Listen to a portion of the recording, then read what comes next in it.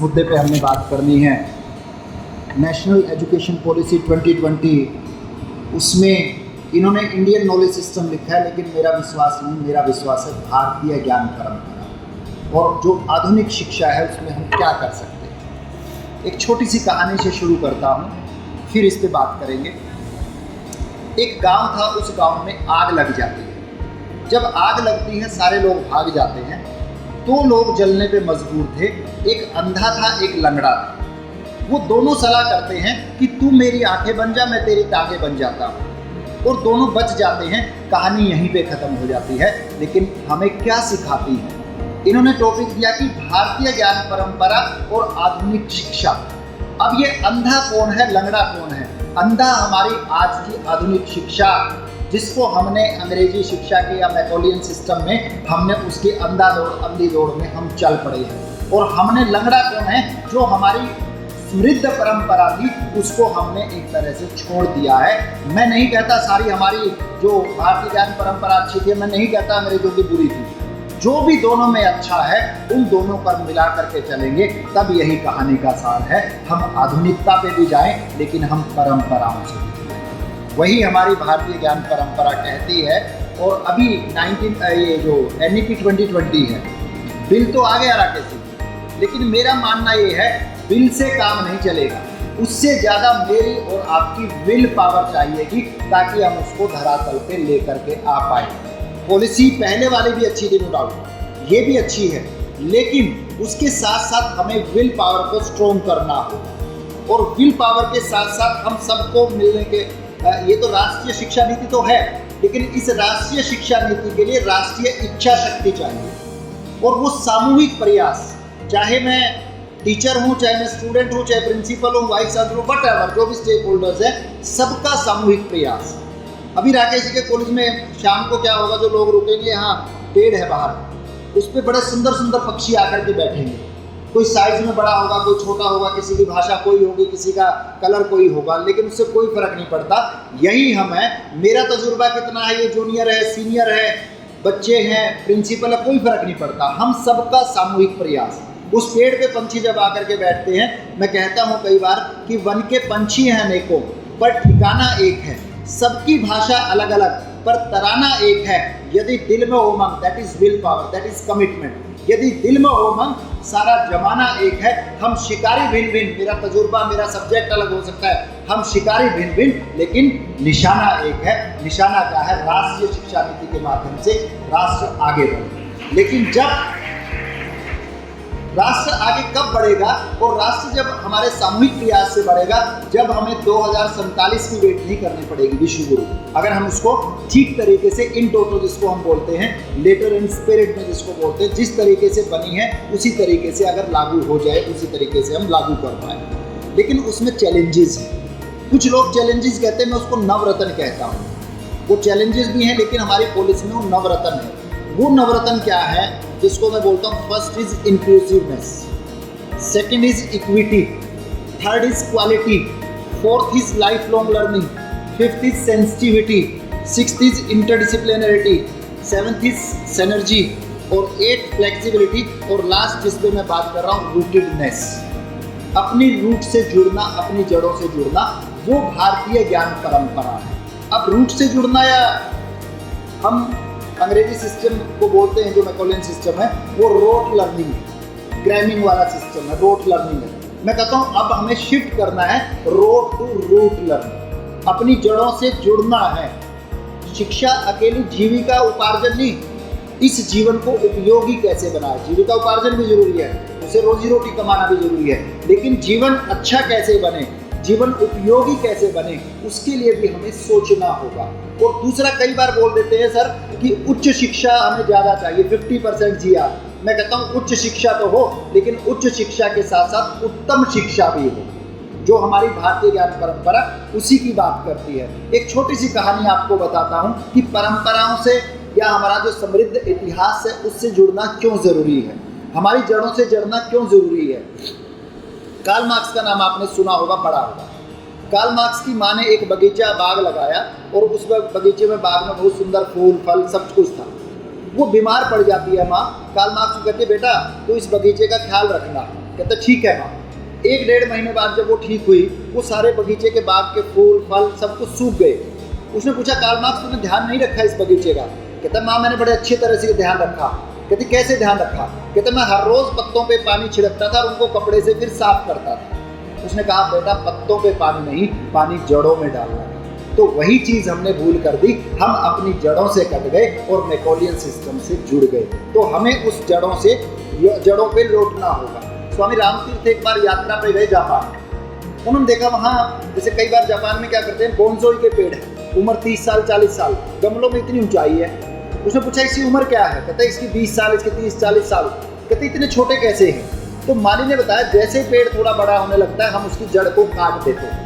तो यही हमने किया, उस गुरुकुलीय प्रथा या गुरुकुल सिस्टम को हमने भुला दिया और वो है ही नहीं आजकल। अगर उसको एक्सेप्शन को छोड़ दें तो हमारे आगे वो है ही नहीं। तो हमें भारतीय ज्ञान परंपरा से भी जुड़ना होगा। आधुनिकता ठीक है, मैं आधुनिकता का विरोधी नहीं हूँ, लेकिन आधुनिकता के साथ साथ जो हमारी समृद्ध परंपरा है उससे भी शिक्षा को जोड़ना होगा। मदन मोहन मालवीय महामना, भारत रत्न, उन्होंने बड़ा अच्छा लिखा था। मैं एक बुक पढ़ रहा था उनकी, उसमें ये तो नहीं था होलिस्टिक एजुकेशन। होलिस्टिक एजुकेशन की बात करती है राष्ट्रीय शिक्षा नीति। तो मेरे को लगा इससे अच्छा सूत्र जो उन्होंने दिया, उन्होंने लिखा था कि दूध पियो कसरत करो, दैट मीन्स फिजिकल आस्पेक्ट। नित्य जपो हरि नाम, दूध पियो कसरत करो, नित्य जपो हरि नाम, मन लगाए विद्या पढ़ो, पूरे होंगे सब काम। तो उसमें सारी चीजें उन्होंने, that kind of holistic education we require. तो उस तरह की शिक्षा कब होगी? जब हम आधुनिकता का और जो हमारी परंपरा की जिसकी हम बात कर रहे हैं उन दोनों का मिक्स करेंगे। क्योंकि मेरी नज़र में हमारी भारतीय जो ये राष्ट्रीय शिक्षा नीति है उसका लक्ष्य मैं कहता हूँ 3 S और 3 E है मेरे। अब वो 3 S क्या है, 3 E's क्या है? 3 S means first is success मिलनी चाहिए, बट किसके साथ? सस्टेनेबिलिटी के साथ, और सबके लिए, फॉर द सोसाइटी। तो 3S का लक्ष्य है, 3X का विजन मेरा उस भारतीय जो हमारी राष्ट्रीय शिक्षा नीति है उससे है। 3 E's का मतलब मेरा क्या है? First is equity, second is excellence, लेकिन किसके लिए? फॉर एवरीबॉडी, सबके लिए। वो गुणवत्ता की बात जब हम करते हैं या शिक्षा, गुणवत्तापूर्वक शिक्षा की बात करते हैं, उसकी मैं बात कर रहा हूँ। और ये मैं इसलिए कह रहा हूँ, ये कोई ऐसा नहीं है, सक्सेना साहब जानते होंगे और साथी भी जानते होंगे, बटलैंड कमीशन आया 1983 में। 87 में उसकी एक रिपोर्ट आती है, उस रिपोर्ट का नाम था world commission on environment and development. उसमें एक बज वर्ड आया, उसके बाद वो सारी दुनिया में वो वर्ड हम यूज करते हैं, सस्टेनेबल डेवलपमेंट। मैं अभी पीछे इंडोनेशिया में बोल रहा था, मैंने कहा इस सस्टेनेबल डेवलपमेंट में तुम करवा रहे हो, ये सस्टेनेबल डेवलपमेंट तो हमारा ईशोपनिषद में है, तेन तक तेल गुंजेत जब हम बोलते हैं। और हमने कहा नहीं, अभी रिसेंटली G20 हुआ हमारे देश में, हमने G20 ही होते थे इससे पहले, लेकिन G20 से G21 करके भी हमने भेजा है। हम उस परंपरा वसुधैव कुटुंबकम कह लीजिए, उसको हम कह लीजिए ईशोपनिषद का जो मैंने कहा कि तेन तक तेन गुंजे सर्वे भवन्तु सुखिना। और मैं तो कहता हूँ मेरा ऋषि जब शांति पाठ बोलता है ना, तो बोलता है ओम शांति शांति शांति। एक दिन मेरे से कोई पूछा भाई साहब 3 बार क्यों बोला है? मैंने कहा तेरे को समझ नहीं आता 3 बार का मतलब हमारी परंपरा में क्या है? पहली मेरी शांति, दूसरी आपकी शांति, और तीसरी पूरे ब्रह्मांड की शांति। तो हमारा ऋषि तो उस चिंतन का है, लेकिन हमें 1987 बटलैंड कमीशन जब बोलता है तब तो हम सस्टेनेबल डेवलपमेंट को फॉलो करते हैं। अदरवाइज हमारी भारतीय ज्ञान परंपरा, बहुत सारे एग्जाम्पल मैं दे सकता हूँ आपको, बहुत सारे एग्जाम्पल्स हैं। गीता में कहा तू भी श्रेष्ठ है मैं भी श्रेष्ठ हूँ, तो क्यों आज एक भारत श्रेष्ठ भारत की हमें जरूरत पड़ी? तो उसमें भी श्रेष्ठ है मुझमें भी श्रेष्ठ है, बस यही तो देखना है हमने, है ना। वेदांत कहता है अहम ब्रह्मोस्मि, तू भी ब्रह्म और मेरे में भी ब्रह्म। तो भेद कहाँ पे है? तो हम उस परंपरा को कहीं ना कहीं छोड़ देते हैं, इस करके हमें दिक्कत आती है। और ठीक है, मैं फिर कह रहा हूँ, मैं भारतीय ज्ञान परंपरा की बात कर रहा हूँ, इसका मतलब ये नहीं कि आधुनिकता का विरोधी नहीं, आधुनिकता में भी जाइए, जहाँ जो अच्छा मिलता है उसको। एक बड़ी अच्छी बुक है, अगर आप पढ़ पाए, 5 Minds for the Future, that is by Harvard gardener. उसमें वो लिखते हैं 5 तरह के दिमाग हमें चाहिए। वो 5 तरह के दिमाग क्या है? 1 is responsible mind, 2nd is disciplined mind, 3rd is synthesis mind, 4th is creative mind और 5th इज एथिकल माइंड। और अगर मैं इसको गीता में लेकर के फिर जाता हूँ, भक्ति योग, ज्ञान योग, कर्म योग, सहयोग, कितना ही हमारे पास सब कुछ है, लेकिन हम जब हार्वर्ड गार्डनर कहता तब तो हम मान लेते हैं, लेकिन उसको भी पढ़िए, नो डाउट, मैं नहीं कहता। लेकिन मेरा विश्वास ये है, आपके जो ब्लूम से पहले, ब्लूम्स लोग हम पढ़ते पढ़ाते ना, मैस्लो आ जाए, जो मैस्लो हायरार्की ना, सेल्फ एक्चुअलाइजेशन, हमारे वेदांत में, हमारे अष्टांग योग में यही तो है सेल्फ एक्चुअलाइजेशन। तो वो मैस्लो जब कह रहा है हम मान लेते, लेकिन अपना नहीं मानते। तो मेरा गुजारिश यही है कि पॉलिसी तो अच्छी बनी है, no doubt, with due regard to all old policies, ये भी अच्छी है, बट उसमें अगर उस पॉलिसी में हम 3 आई का ध्यान रख लेंगे। 3 आई क्या है? नंबर 1 इज इंटेंट, जिस इंटेंशन से बनी है। सेकंड, उसी इंटेंशन से हम उसको इम्प्लीमेंट करें। और थर्ड, अगर उसी इंटेंशन से बनी है, उसी से हम इम्प्लीमेंट करेंगे, अल्टीमेटली उसका इम्पैक्ट आएगा हमारी एजुकेशन में, हमारी सोसाइटी में, उसको कह लीजिए। तो इंटेंट, इम्प्लीमेंट और इम्पैक्ट, उसको हमें ध्यान में रखना। और इस जो आज मैं कह रहा हूँ, टीचर्स के लिए 3 चैलेंजेस हैं, क्लासरूम में वो चैलेंज को एड्रेस करना है। युवाल नोवा हरारे लिखते हैं वो 3 चैलेंज क्या है। Number 1, how we can convert ignorance to knowledge, अज्ञानता से ज्ञान। युवाल नोवा हरारे कह रहा है, लेकिन मैं तो स्कूल में जब पढ़ता था, पहली क्लास से लेकर के 5वीं क्लास तक, जिस भी स्कूल में आप और हम पढ़े हैं, उस पर लिखा था अस्तो माँ सदगम, तमसोर माँ ज्योतिर्गम। इसका मतलब क्या था? उसने अंग्रेजी में कह दिया इग्नोरेंस टू नॉलेज, हमने मान लिया, लेकिन उसका मतलब भी तो यही था, अज्ञान से ज्ञान, ज्ञान की तरफ, है ना। तो दूसरा वो कहते हैं, हम उसको हेट्रेड टू कंपैशन, दया की भावना। तू ज्ञान का सागर है, तू दया का सागर है। हमारे पास तो कितने ही एग्जाम्पल है। थर्ड उन्होंने कहा ग्रीड टू जेनरोसिटी, जो हमारी आज हम 21st सेंचुरी में क्या हो गया है, हम ग्रीड कल्चर में जी रहे हैं। बल्कि हमें तेन भुंजियत में क्या कहा, हमें ग्रीड दी नीड कल्चर में जीना है। और हमारी तो भारतीय ज्ञान परंपरा, ये बहनें बैठी हैं, मैडम बैठी हैं, हमारे दादी की उम्र की जो औरतें थी, वो रंगोली ये नहीं बनाती थी, रंगोली अनाज से बनाती थी, ताकि रंगोली भी बन जाए, उसके बाद उस चींटी को, उसको जो छोटे छोटे जीव हैं उनके भी काम आ जाए, वो चावल है या आटा है। तो वो हमारी परंपरा रही है। आज तो हम उसमें बोलते ना, वो लंच करेंगे जब, आपने तो अच्छा किया होगा, कई कॉलेज में जाता हूँ ना, मैं कल वाले कॉलेज की बात कर रहा हूँ, बेकार सा कॉलेज था, आपके कॉलेज की बात मैं जोधपुर में करूँगा वैसे। तो प्लेट कौन सी मंगवाते हैं, वो खाया और फेंक दिया। यूज एंड थ्रो की कल्चर हमारी नहीं है, हमारी कल्चर तो वो थी जो यूज एंड ग्रो वाली कल्चर। तो हमें नीड से, ये ग्रीड से, ये हमें समझाने की जरूरत नहीं है। हमारी भारतीय ज्ञान परंपरा में ये सब कुछ है, लेकिन हमें उसको एक तरीके से वहाँ पे आना पड़ेगा। जिस भारतीय ज्ञान परंपरा की मैं बात कर रहा हूँ, वहाँ पे शिक्षा का मतलब क्या है? शिक्षा का मतलब 3 चीजें थी बेसिकली, एक आपका ज्ञान, एक आपका संस्कार, एक आपका कौशल। ज्ञान क्या है, जो बुद्धि का काम है, संस्कार क्या है, जो चित्त का काम है, और कौशल क्या है, जिसको आप विज्ञान बोलते हो। तो इन तीनों को जब मिलाते हैं, जब शिक्षा बनती थी। अब कई बार बोलते हैं मैं तो इस टेक्नोलॉजी से पढ़ाऊंगा, पेडागोजी कौन सी अच्छी है? मैं कहता हूँ जो चीज़ आप इकोनॉमी में यूज़ करते हो ना, वही पेडागोजी में एज अ टीचर यूज़ कर लीजिए। जब मैं शर्ट खरीदने जाता हूँ, वहाँ मैं देखता हूँ सस्ती भी हो, सुंदर भी हो और टिकाऊ भी हो। लेकिन यही मेरी पेडागोजी मेरे पढ़ाने के तरीके में आ जाए, सस्ता हो जो अवेलेबल है, सुंदर हो जो सारे विद्यार्थियों के समझ में आ जाए, और टिकाऊ क्या है, जो सस्टेन करे। तो वही पेडागोजी सबसे अच्छी है।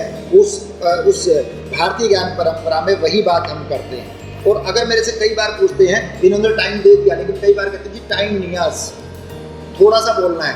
मैंने कहा एक ही श्लोक बोलता हूँ, कठोपनिषद का श्लोक है, पढ़ लेना, मैं उसका अनुवाद बता देता हूँ।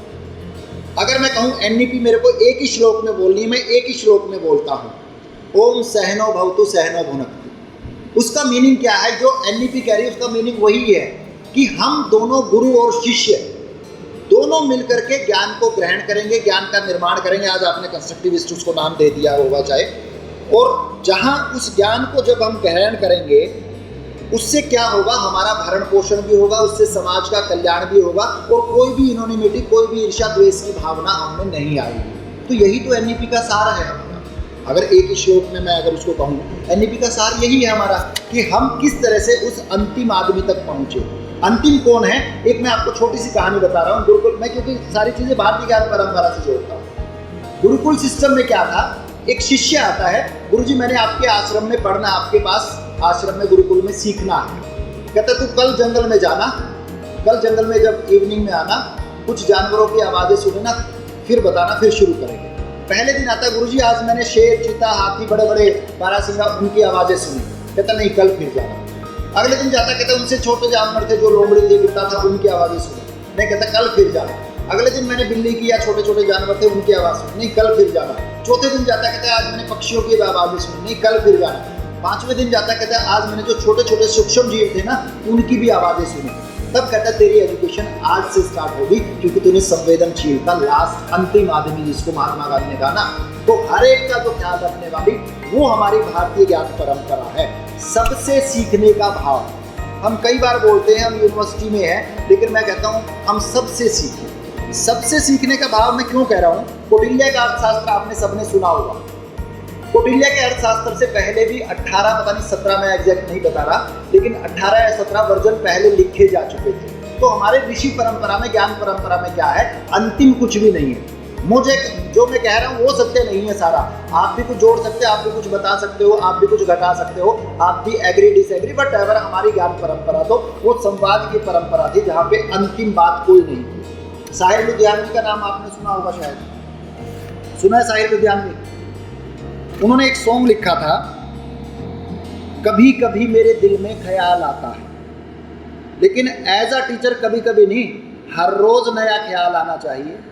दैट मीन्स हर रोज नया सीखना है, हर रोज नया जानना है, हर रोज नया प्रयोग करना है। फिर एक उन्होंने गाना लिखा, उसके बीच में लाइनें थी कि कल कुछ और आएंगे तुझसे बेहतर कहने वाले, मुझसे बेहतर सुनने वाले। इसका मतलब क्या था कि हो सकता है जो मेरे से बाद में आया है वो भी कुछ ऐड कर सकता है, जो मेरे से सीनियर है वो भी ऐड कर सकता है, सिंपल।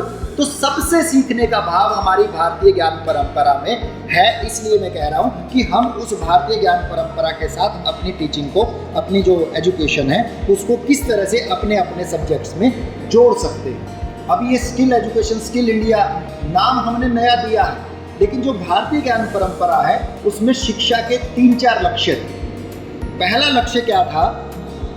अच्छा बनाना है, जो आज प्राइमरी एजुकेशन हैबिट फॉर्मेशन की बात करती है। वो अच्छा बनाना हमारी भारतीय ज्ञान परंपरा में वही तो था जिसको प्राइमरी एजुकेशन आप कहने को कर रही है। दूसरा हमारी भारतीय ज्ञान परंपरा में था बलवान बनाना, जिसको आपने कहा सेकेंडरी एजुकेशन आपका बेस बनाती है। तीसरा भारतीय ज्ञान परंपरा में कहा निपुण बनाना, जिसका काम आज कॉलेज और जिसको हम हायर एजुकेशन बोलते हैं कॉलेजेस में, वो करती है। और चौथा काम जिसको कहा भारतीय ज्ञान परंपरा ने विद्वान बनाना। विद्वान क्या है? जिसको हम रिसर्च बोलते हैं, यूनिवर्सिटीज में होती है। तो हमने हायरार्की बना दी, लेकिन भारतीय ज्ञान परंपरा तो पहले से वही बात कह रही है। पहले से हमारी भारतीय ज्ञान परंपरा में वो सब कुछ है, लेकिन उसके लिए हमें एक सक्सेस मंत्र मैं बता रहा हूँ। स्पेलिंग आप लिख लेना, मेरे को नहीं आती है क्योंकि अंग्रेजी तो मैं बाहर जाता हूँ वहीं बोलनी पड़ती है, इंडिया में तो मेरा काम चल रहा है। सक्सेस की स्पेलिंग क्या होती है मैं नहीं जा रहा, सिर्फ मैं एब्रीविएशन से बता देता हूँ कि हम एनईपी को कब लागू कर पाएंगे। As means when we will set the goal. Number 1, set the goal. मैंने कॉलेज लेवल पे, यूनिवर्सिटी लेवल पे, मेरी क्लास लेवल पे किस तरह से उस एनईपी को इम्प्लीमेंट करने के लिए करना है। Second, you means ultimate faith in your goals. और दूसरा मैं उसको कहूँगा यूनिकनेस। ये कर रहे हैं वही नहीं करूँगा, मैं इससे हट के करूँगा, यूनिकनेस। और सी मीन्स कमिटमेंट, जो मैंने पहले कहा विल पावर आपकी चाहिए। और दूसरा सी है क्लैरिटी ऑफ थॉट्स, और वो कंसिस्टेंसी भी रहे, लगातार भी रहे। और ई मीन्स एफर्ट्स, उसके लिए जान लगा देंगे हम, जो भी अपने सब्जेक्ट में जितना बेस्ट और बेटर हम कर सकते हैं वो करेंगे। और एस मीन्स जिसको मैं कहता हूँ सिंसियरिटी के साथ। और लास्ट एस है सेटिस्फाइंग द, जिसको हम बोलते हैं सेटिस्फेक्शन विद द रिजल्ट। अगर हम उन 5 स्टेप्स को करेंगे तो सेटिस्फेक्शन अपने आप हो जाएगी, और ऐसे मैं कहूँ सर्वश्रेष्ठ अपने आप आ जाएगा। तो इसके लिए हमें क्या चाहिए? सिर्फ हमारी इच्छा शक्ति चाहिए, क्योंकि हम भारतीय ज्ञान परंपरा में बोलते हैं ना 5 वाह इंपॉर्टेंट थे। एक टीचर के लिए वो 5 वाह समझना जरूरी है। पहला वाह क्या था? विद्या। विद्या किससे होगी? मेरे कम्युनिकेशन से, जिसको कहा विद्वान हमारे ऋषि ने कहा वाणी। पहला वाह विद्या किससे जुड़ेगी? वाणी, कम्युनिकेशन से जुड़ेगी। तीसरा, उसके लिए आपको क्या करना पड़ेगा? आजकल की भाषा में बोलते हैं सर एजुकेशन साइकोलॉजी, उसको वहाँ पे कहा वपू। वपू का मतलब है बच्चे को जानना, स्टूडेंट्स को जानना, वपू। और चौथा पांचवा उसने कहा कि अगर वित्त, जिसको आप स्किल बोल रहे हो, वित्त का मतलब है उसको हम कुछ कमाने लायक बनाएंगे, और उसके साथ साथ वेश का मतलब ड्रेस नहीं है, ड्रेस भी और एड्रेस भी, दैट मीन्स फुल पर्सनैलिटी। और एज अ टीचर मेरी दरख्वास्त यही है, आप सिर्फ 2 बच्चों का ख्याल रख लेना जब भी आप पढ़ाओगे। पीछे वालों को कह रहा हूँ, जब भी आप स्कूल में या कहीं भी पढ़ाओगे 2 बच्चों का ख्याल रख लेना। अगर 2 बच्चों को आप बराबर कर पाते हो तो you will be the best teacher of the world. अब वो 2 बच्चे कौन हैं? एक जो बच्चे आपको खाना खिलाते हैं, एक दूसरा बच्चा जिसको आप खाना खिलाते हैं, और जो आपको खाना खिलाते हैं। इन 2 बच्चों को बराबर कर देना, बस यही एक शिक्षक का दायित्व है। अब ये 2 बच्चे कौन हैं? जिसको मैं खाना खिलाता हूँ, मेरा बच्चा, और जो मेरे को खाना खिलाते हैं, जिसकी वजह से मेरे स्टूडेंट्स या जिसकी वजह से मेरी रोजी रोटी चलती है। अगर दोनों बच्चों को बराबर कर पाए, you will be a good teacher. और यही चीज़ हम जब ब्लूम्स कहता है तब तो मान लेते हैं, लेकिन हमारी भारतीय ज्ञान परंपरा कहती है पहला है सीखना। अब सीखेंगे कैसे? उसके लिए शिक्षक को 4-5 अवतार लेने पड़ेंगे। टीचर को क्या बनना पड़ेगा? पहला माँ बने, माँ की तरह बिहेवियर, जिसको लव केयर हम बोलते हैं, माँ बने। दूसरा पितृवत, अनुशासन वाला। तीसरा मित्रवत, मित्र की तरह व्यवहार। चौथा हमारी भारतीय ज्ञान परंपरा का संतवत, संत की तरह व्यवहार, निरपेक्ष भाव जिसको बोलते हैं ना। और 5वां जिसपे कहते हैं ईश्वरवत, जिसपे भरोसा, ईश्वर पे हमारा भरोसा, ये तो देखता तो कोई थोड़ा है, तो वो भरोसे वाला टीचर बने। क्योंकि हर्ष के काव्य में आता है, हर्ष के काव्य में आता है जो टीचर बनने की प्रक्रिया, उसके 5 अंग हैं। जब मैं कहता हूँ ब्लूम्स कहता है तब मान लेते हैं, लेकिन हर्ष का काव्य कह रहा है पहला है जानना, दूसरा है समझना, तीसरा है अभ्यास, चौथा है प्रयोग, और 5वां है प्रसार। तो उसको आपने knowledge, understanding, practice, application, extension, whatever जो भी आपने कहा। तो अगर हम आज किन बातों का ध्यान रख लेते हैं, परंपरा बेसिकली क्या है? भारतीय ज्ञान परंपरा जिसको मैं कह रहा हूँ, परंपरा का मतलब पुराना नहीं, जो सनातन है, जो चला आ रहा है, जो चेंज के साथ चेंज हो जाता है। सिंपल मेरा वो मतलब है यहाँ पे, जो ट्रेडिशन का मतलब है, परंपरा का मतलब है जो अतीत नहीं, व्यतीत नहीं, जो अभी भी निरंतर प्रवाहमान है। और ये अध्यापक ने क्या करना है? इन दोनों के बीच में पुल बनने का, सेतु बनने का काम करना है बेसिकली, आधुनिकता में और जो हमारी भारतीय ज्ञान परंपरा में है। तो पुल बनने का काम टीचर करेगा। तो मेरी उम्मीद यही है कि आप लोग, सब लोग, अभी राकेश जी कहाँ गए? बीच में जो टीचर बनने का काम हमने करना है, वो दोनों परंपराओं के बीच में, आधुनिकता में भी और जो पुरानी ज्ञान परंपरा है। लंच में कह रहे थे शायद आइसक्रीम, पता नहीं है कि नहीं, मैं बोलते दूँ कभी, फिर दिक्कत आई। चलिए, आइसक्रीम ये नहीं देंगे, मैं आपको आइसक्रीम दे के जाऊँगा। अभी उस पर बात करते हैं। भारतीय ज्ञान परंपरा के लिए आपको आइसक्रीम अंग्रेजी में या हिंदी में कौन सी खानी है, फिर बात खत्म करते हैं। चलिए, पहले अंग्रेजी वाली आइसक्रीम बता देता हूँ, फिर हिंदी वाली आइसक्रीम बता देता हूँ। अंग्रेजी वाली क्या है मेरी आइसक्रीम? आई मीन्स इनिशिएटिवनेस, आप शुरुआत करिए। C means creativity, E means energetic, और उसके बाद C means cordial relationship, R means responsibility, E means enthusiasm, और ए जो हो रहा है उसके बारे में अलर्ट, अवेयर, अवेक। तो और एम मीन्स जिसको हम कहते हैं मोटिवेशन, या जिसको कहते हैं हम प्रेरणा।